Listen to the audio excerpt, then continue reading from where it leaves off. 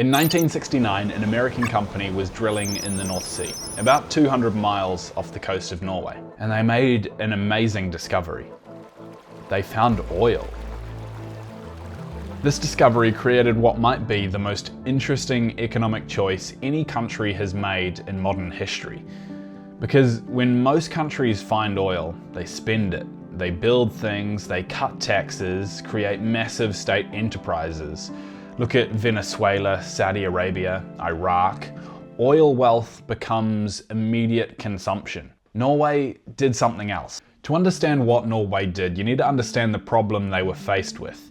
Oil creates what economists call a resource curse. Countries that discover natural resources often end up poorer, not richer in the long term.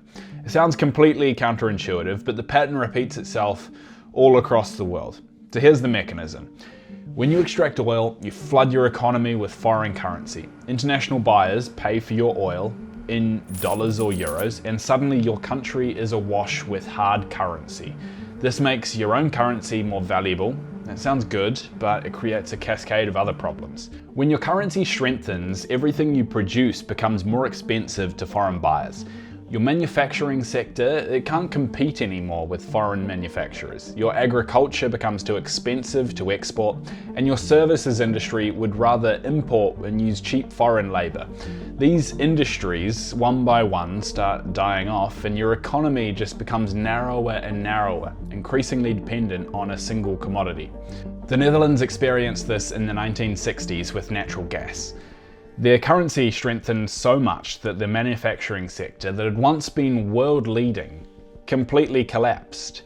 Economists named the entire phenomenon after it. It's called the Dutch disease, and it kind of sums up what's happened to countless economies around the world. In addition to destroying all the other countries' industries, there's another problem which is even more fundamental. Oil is finite. Every barrel you extract from the ground is one less barrel that's down there. You're essentially converting a permanent resource that's been sitting there for millions of years into cash flow and then spending it on infrastructure, subsidies, government salaries, whatever the political priorities happen to be and whatever can get that party elected the next year probably. Norway saw this pattern and asked a fundamentally different question. What if this money belongs to everyone? Not just the people that happened to be alive when oil was popular and when they discovered oil in Norway, but everyone, future generations of Norwegians. In 1990, Norway established something called the Government Pension Fund Global. Most people call it the Oil Fund, but I think the naming actually matters.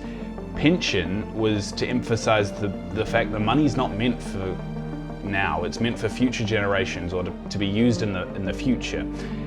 And global was because none of the money was ever to be invested in Norway itself. So here's how the money flows through the system. First, the oil is extracted from the North Sea. That happens through a mix of companies. Some are fully state-owned, like Equinor.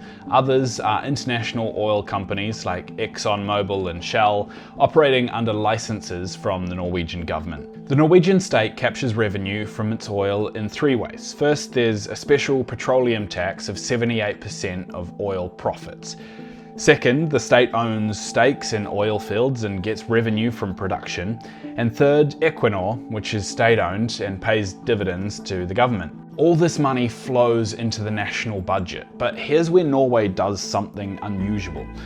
The parliament has to decide how much each year of the oil revenues they're going to use in their national budget, but it's capped. And everything else gets transferred out of Norway entirely and right in to the oil fund. As of now, roughly 70% goes into stocks, 27% into bonds, and around 3% in real estate.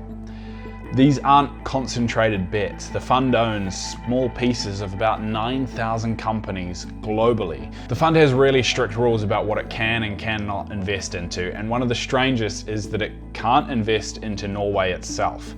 It's a hard rule designed to prevent oil money from overheating the domestic economy. It can't own more than 10% of a single company. It does not want control, just passive returns. And there are some ethical guidelines as well. It excludes certain industries like tobacco companies and weapons manufacturers. When you spread your investments out across the entire global economy, you are betting on human progress itself, rather than any particular country or industry. If tech booms in America, the fund benefits. If infrastructure grows in Asia, the fund benefits. If European bonds pay steadily, the fund benefits. Now here's the spending rule, and this is what makes the whole system kind of keep going up. The Norwegian Parliament decided that the government can withdraw up to 3% of the fund's total value each year to spend domestically. It's kind of just to keep in line with inflation, that's the idea. It's never going to touch the principal, and the fund is going to keep growing regardless. In practice, that 3% is now funding a significant portion of the Norwegian government's budget. Roughly 20% of all government spending comes from the fund. That pays for healthcare, education, infrastructure, all without touching the underlying capital or stunting its future growth. So let me put the scale of this in perspective. The Norwegian oil fund is worth about 1.7 trillion US dollars. To put that in context, it's larger than the entire economy of Spain, and it's about the same size as the GDP of Canada. Norway has a population of roughly 5.5 million people, so if you do the math, that's about $300,000 per citizen. Every single Norwegian, including children born today, has a theoretical share of this global investment portfolio worth more than $250,000 each. The model has worked incredibly well for Norway, but you have to kind of look at economics and politics in the same view to get an understanding of why. Economically, they solved the Dutch disease problem. By shipping oil money out of the country immediately, Norway prevented its currency from becoming overvalued. Norway still has a thriving manufacturing sector, a massive shipping industry, a growing tech scene, and one of the largest fishing operations anywhere in the world. But at the same time, the fund created intergenerational wealth. The Norwegians who decided to save this money in the 90s made a sacrifice. They could have spent it on themselves, they could have had better services, lower taxes, maybe an early retirement, but they didn't. And how did they do this? Politically? Part of it was timing. Norway was already a wealthy country when they found this oil. They had strong institutions, low corruption, a tradition of long-term planning. They'd seen what happened to other oil exporters and consciously decided to avoid those mistakes. And it's kind of self-reinforcing. The Norwegians generally believe that the government are going to look after their resources, their shared resources. And the government has. They've managed the fund well, they've grown it exponentially, which builds more trust, which enables continued cooperativeness from the public. It's also kind of just good fortune. The oil discovery came when Norway had the right political consensus and the right institutions to handle it well. It could have happened decades earlier and the same thing might not have been said, or maybe a little bit later, and who knows, it could have gone differently. Other countries have tried similar models with varying success. Abu Dhabi, Kuwait, Singapore. Alaska has a smaller version that pays dividends directly to its residents.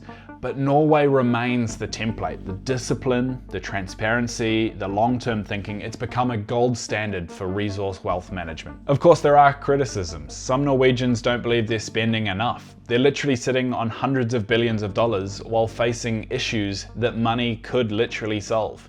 Of course, there's a bunch of ethical contradictions. They're making money from fossil fuels while preaching a green transition. But if we take a step back from all the complexities and look at this from a financial point of view, what Norway did was actually really simple, even if it's incredibly difficult to execute.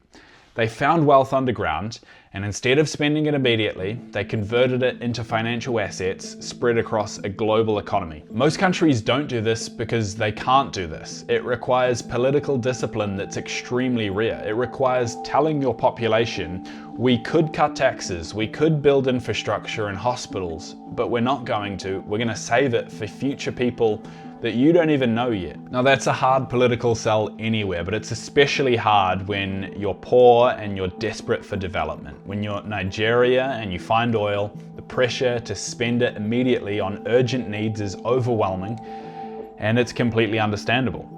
Norway managed it partly because they were already comfortable, partly because they built institutions strong enough to resist short-term pressure. The result is $1.7 trillion and growing. The oil will eventually run out, of course, probably sometime in the next few decades, and the demand for it will dry up as well.